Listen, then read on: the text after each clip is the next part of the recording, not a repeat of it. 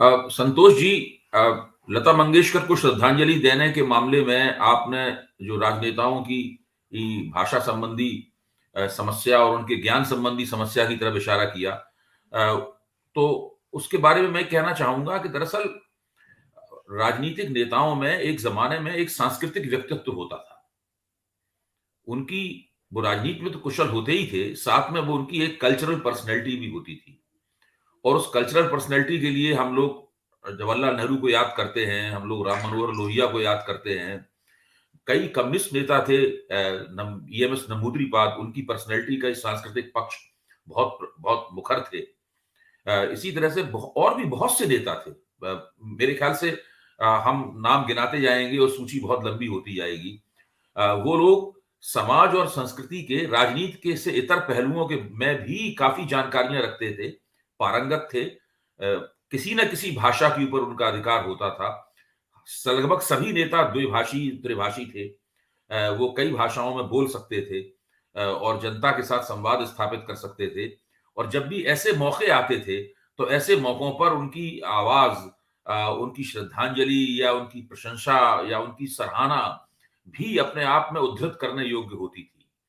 आज के नेताओं में हम लोग इस क्षमता का मोटे तौर पे अभाव देखते हैं।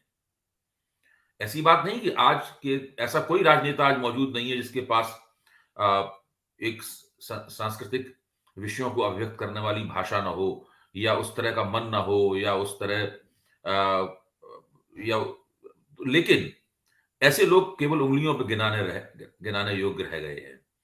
अब लता मंगेशकर हैं, वो 93 साल की उम्र में हम लोगों को छोड़कर गई। मेरी पीढ़ी हो या मुझसे पहले मेरे पिता की पीढ़ी हो, हम सब लोग लता मंगेशकर की आवाज के साथ ही जीवित रहे हैं। और इतना उन्होंने समृद्ध, विस्तृत और बेहतरीन जीवन जिया। उनकी उपलब्धियां इतनी हैं कि मैं तो हमेशा कहता हूं कि लता मंगेशकर की मनुष्यों के उपलब्धियों को दोहराना मनुष्यों के बस की बात तो नहीं है। अगर देवताओं को ये जिम्मेदारी दी जाए, तो उन्हें भी बहुत मुश्किल होगी कि वो अपने अंदर से एक लता मंगेशकर पैदा कर सकें। और एक वो बहुत ही अनूठा अनूठा शब्द भी उसके बिल्कुल। उनके लिए पूरी तरीके से उपयुक्त नहीं है। और मैं ये कहता हूं कि उनकी मृत्यु पर शोक व्यक्त करने की बजाय मुझे उनकी हम लोगों को उनकी मृत्यु का उत्सव मनाना चाहिए। देखिए, हम लोगों के यहाँ परंपरा भी है, जब लोग भरी पूरी उम्र लेके जाते हैं, तो उनकी जो अर्थी निकाली जाती है, उसको विमान कहा जाता है। उसमें बिल्कुल। उसमें पर्चियाँ, उसमें रंगीन पताकाएँ लगाई जाती हैं उसके अंदर। और बजाय इसके कि बिल्कुल। लोग रोएँ, लोग विलाप करें, लोग ये मानते हैं कि इनको मुक्ति प्राप्त हुई और उन्होंने एक अच्छा, सुंदर और दीर्घ जीवन जिया।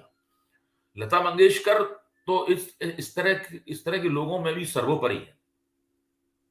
तो उनका कोई जवाब बिल्कुल। नहीं था लता मंगेशकर का। और उनकी मृत्यु पर शोक व्यक्त करने की बजाय हम लोग इस योग्य नहीं हैं कि उनकी प्रशंसा कर पाएँ। मैं बिल्कुल। एक लेखक हूँ, एक वक्ता हूँ, आप भी एक लेखक हैं, एक वक्ता हैं। हम लोगों ने बहुत कुछ पढ़ा है, ज़िंदगी की कुछ तजुर्बा भी हम लोगों को प्राप्त हो गया है। लेकिन अगर आज मुझसे कहा जाए कि लता मंगेशकर की प्रशंसा कीजिए, तो मुझे उन शब्दों को खोजना पड़ेगा जो शब्द दूसरों से अलग हों। क्यों? उनकी प्रशंसा में सब कुछ कहा जा चुका है। जितने पुरस्कार और सम्मान हो सकते थे, जितनी प्रतिष्ठा हो सकती संभव है, वो सारी प्रतिष्ठा उन्हें मिल चुकी है। लोग इस देश के बिल्कुल। प्रधानमंत्रियों को भुला देंगे, लोग इस देश के मुख्यमंत्रियों को भुला देंगे, लेकिन लोग लता मंगेशकर को कभी नहीं भुला पाएंगे, क्योंकि वो हमारे साथ चलती हैं। देखिए, हिंदू धर्म में 2 देवता हैं, जो हिंदुओं के सहयात्री माने जाते हैं। एक है उसमें हनुमान जी और एक हैं गणेश। हनुमान जी किस तरह भारत में भारतवासियों के सहयात्री हैं, इसके ऊपर मैंने एक अकादमीय लेख भी लिखा है। और उस अकादमीय लेख को जब मैंने डॉक्टर नामवर सिंह को भेजा था, तो वो जो खुद मार्क्सवादी थे, उसको लेख पढ़ के बहुत प्रसन्न हुए थे। बोले थे कि ये लेख लिखने के बाद बजरंगबली अब तुमसे कभी भी नाराज नहीं होंगे। तो मैं कहना ये चाहता हूं कि लता मंगेशकर उसी श्रेणी में आती है। बिल्कुल। ईसाई अभय धर्म जी। में, संतोष जी, ईसाई धर्म में एक